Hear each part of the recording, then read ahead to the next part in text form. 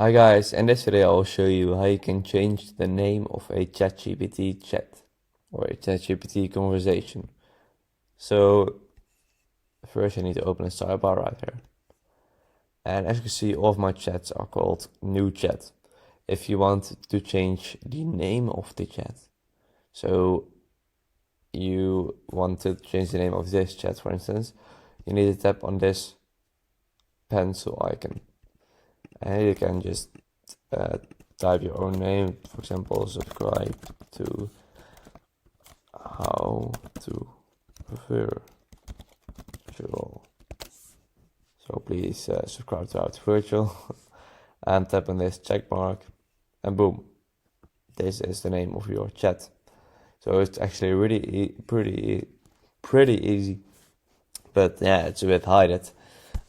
So if this video was helpful, please subscribe to the channel, it means a lot. And I'll see you guys in the next video. Bye bye.